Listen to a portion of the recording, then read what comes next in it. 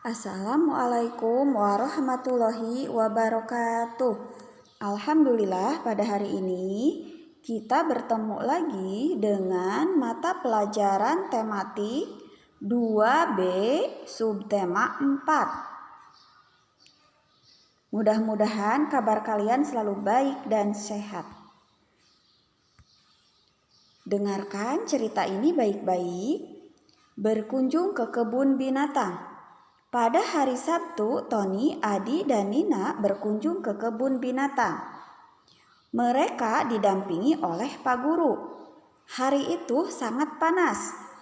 Tony mengajak Adi membeli minuman dingin yang dijual di sana. Coba lihat cerita ini pada kalimatnya. Di situ terdapat tanda baca yang diantaranya tanda titik dan tanda koma. Dan juga ada huruf kapital. Kalian lihat baik-baik di mana penempatannya. Oke, pengen tahu kan? Kita lanjut ya. Perhatikan cara penggunaan tanda baca berikut. Yang pertama yaitu tanda koma. Tanda koma digunakan untuk merinci, ya. Contohnya pada hari Sabtu, Tony, Adi, dan Nina berangkat ke kebun binatang. Nah, yang disebutkan merinci itu seperti Tony, Adi, dan Nina itu dirinci. Nah, disitulah digunakan tanda koma.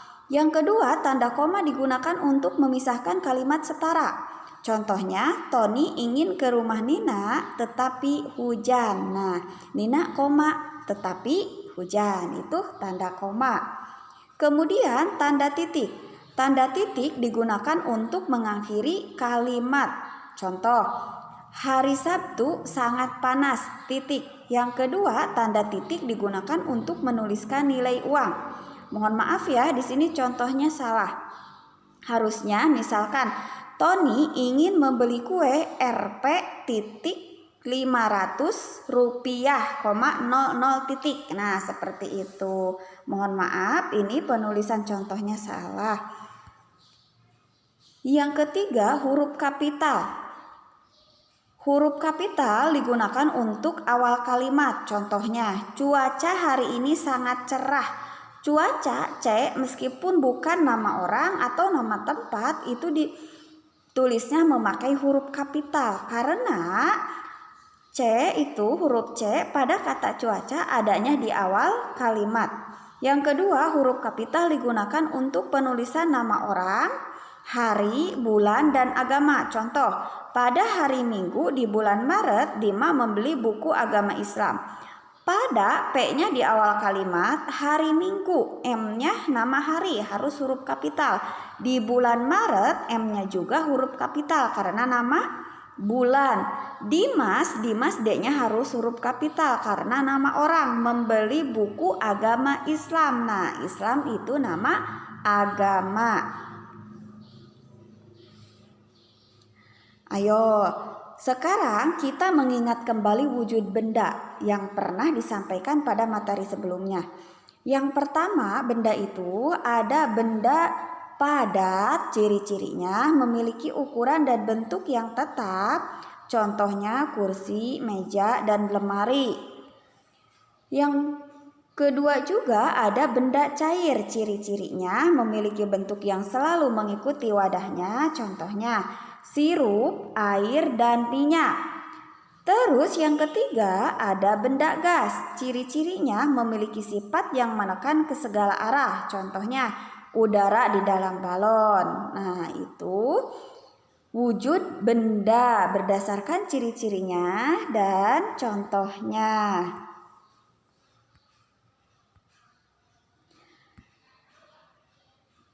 Kemudian kita akan belajar mentaati pelaturan.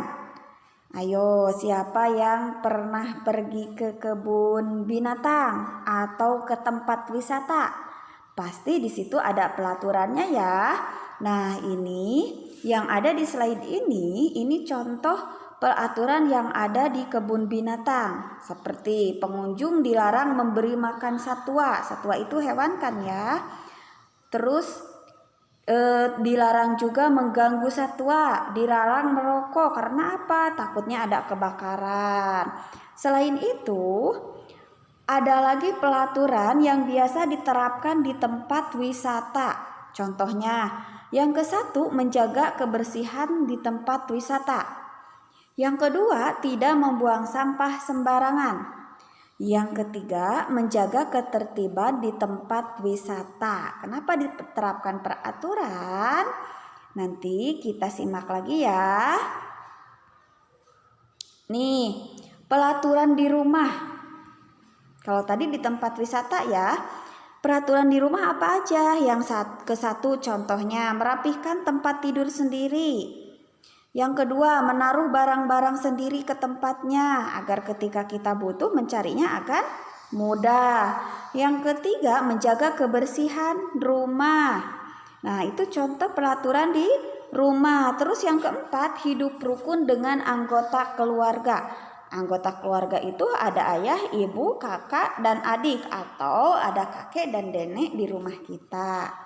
Oke, kita lanjutkan lagi ya. Nih yang selanjutnya, ya, yang tadi sudah Ibu sampaikan yaitu kenapa kita harus mentaati peraturan. Ternyata banyak manfaatnya ya. Di antaranya manfaat mentaati pelaturan itu yang ke-1 hidup menjadi lebih disiplin. Jadi kalau kita sudah taat peraturan, kita akan terbiasa untuk disiplin.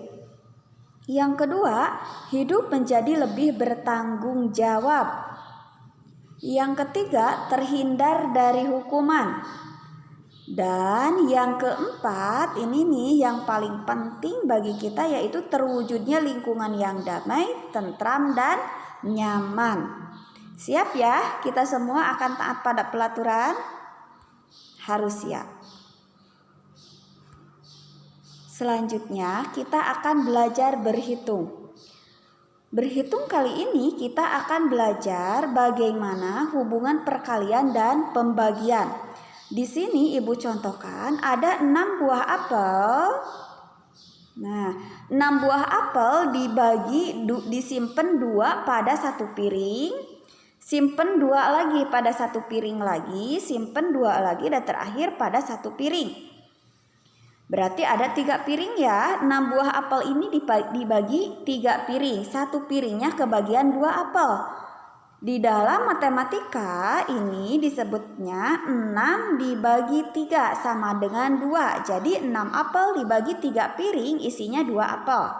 Masing-masing dengan sama rata. Nah, seperti ini juga. Kalau dirubah ke bentuk perkalian berarti 2 ditambah 2 ditambah 2. Angka 2-nya ada 3 kali, berarti 3 kali 2 sama dengan 6. Betul kan? 3 kali 2 sama dengan 6. Ini bentuk perkaliannya. Tuh, 6 dibagi 3 sama dengan 2. Sama dengan 2 dikali 3 sama dengan 6. Seperti itu. Atau 3 dikali 2 sama dengan 6. Simak video ini baik-baik.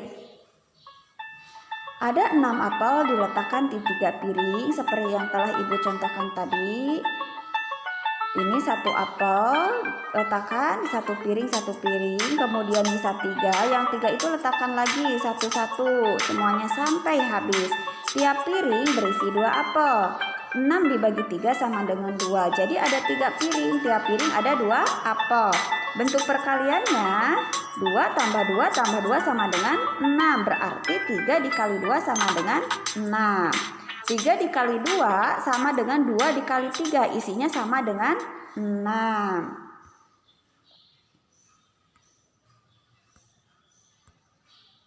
Kemudian kita akan belajar menyelesaikan soal cerita pada pembagian. Contoh, Pak Rahmat memiliki 12 kelinci. Kelinci-kelinci tersebut ditempatkan dalam 4 kandang sama banyak. Berapa kelinci yang ada di setiap kandang? Penyelesaiannya ini nih, kandangnya ada 4. Ini kotak berupa kandang. Jadi kalau 12 kelinci, maka tiap kandangnya akan kebagian 3 kelinci. Banyak kelinci di setiap kandang itu sama dengan 12 kelinci dibagi 4 kandang. Kalau dirubah ke bentuk pengurangan berulang berarti 12 dikurang 4 dikurang 4 dikurang 4 sampai akhirnya harus angka 0. Nah, jadi banyak kelinci di setiap kandang ada 3 ekor. Ada 3 kali pengambilan sampai habis. Nah, itu untuk berhitungnya. Kemudian yang terakhir kita akan belajar membuat prakarya dari bahan alam yang berupa biji-bijian ya. Di situ yang kita lihat ada biji jagung, biji saga dan biji kacang kedelai, juga biji kacang hijau. Yang pertama caranya, lapisilah bagian luar kaleng dengan kertas HPS agar tidak kelihatan kalengnya. Yang kedua, gambarlah permukaan kertas sesuai seleramu. Kalau di sini gambarnya itu bunga ya, biasanya bunga untuk perempuan. Kalau laki-laki mau menggambar binatang juga boleh.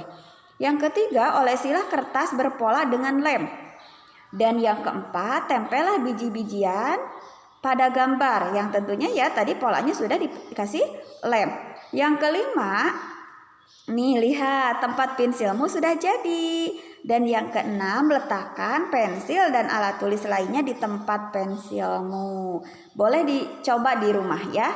Kalau misalkan masih bingung mencobanya atau masih bingung dengan semua materi yang tadi, kalian boleh VC ibu gurunya. Oke? Nah, alhamdulillah materinya sudah selesai.